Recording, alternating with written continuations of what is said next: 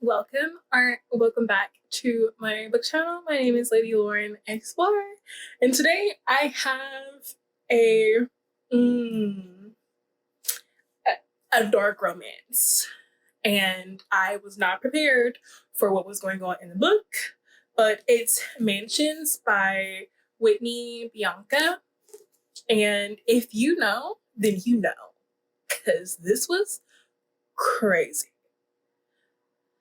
Whew. Okay, so this has ambiguous race in it, meaning that I know she's interracial herself, our heroine, but it's like brought up a lot in the book because of the heroes, like kind of preference. You know what? Let me just talk about this. Okay. So the premise of this book is that we have an older gentleman who finds this childhood acquaintance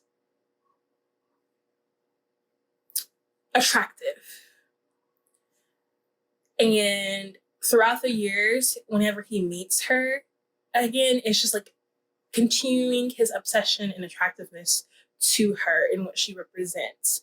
Finally, something happens and he has saved her, sort of, and is rescuing her back to health.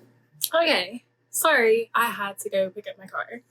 Anyways, he is sort of helping her back from health because of something that happens to her in a different country. And this is trigger warnings, like major, because this is a dark romance. But he is just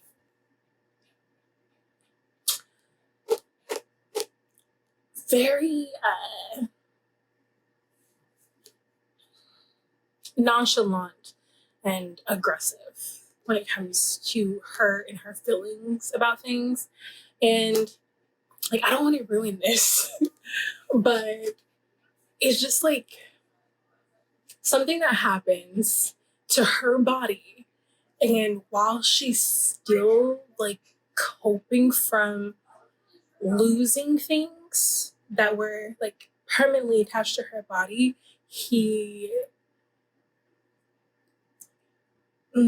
sexually assaults her.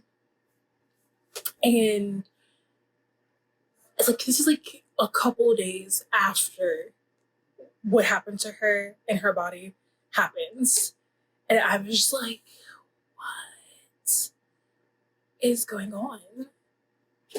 But it's her that he's attracted to, not just her body, but she is disabled, permanently disabled. It's just crazy. Like,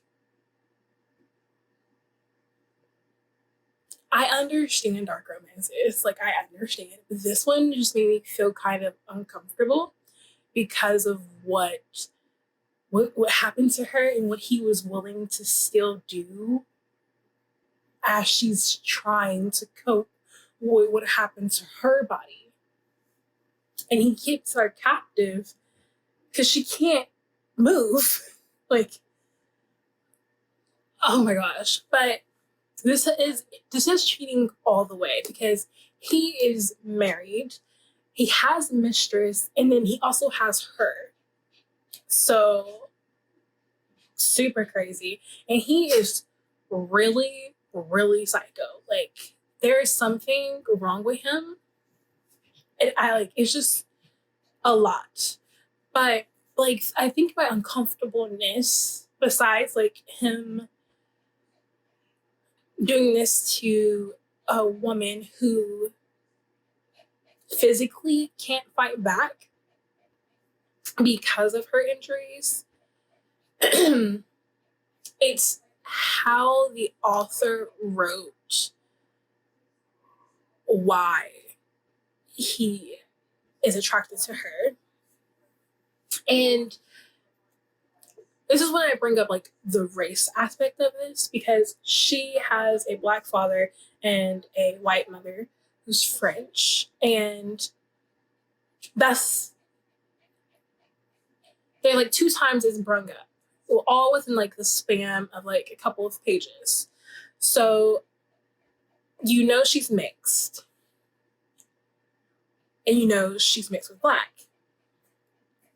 But as he was describing her when he first meets her, it's just so uncomfortable. Like, he calls her a savage. He calls her wild, exotic. Like, let me find it. Because, like, it was just, yeah. Okay. So, how we are describing her first off the bat, first page. Long black curls, lip, fraying at the ends. A navy blue dress bunched in her hands, hiked up her knees. Hands, legs with curvy calves and scabby knees. She was a mess. I remember curling my lip in disgust as I watched her scramble up the crumbling stone wall, the bottoms of her feet stained black with dirt.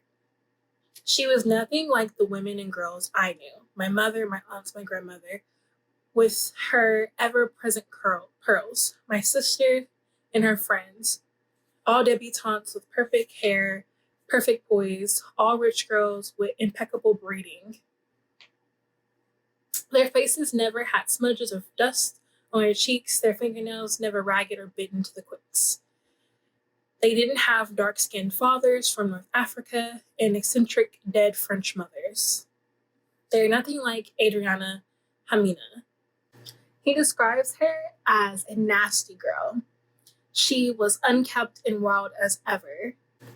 It's just how he describes her that just makes me uncomfortable with that description. It's just something about why he's attracted to her. Her wildness, her dirtiness, why her breeding makes her more exotic and not like he's known. It's just, like, that just made me uncomfortable. So if you get past that, I mean, I give this book a 4 out of 5 because of how wild the story was. Because he's very obsessive. Like, this is what I think of a horrible ending to, besides like death, to an obsessive lover or someone who's obsessed with you. This is what I think would happen in real life if he was a real person.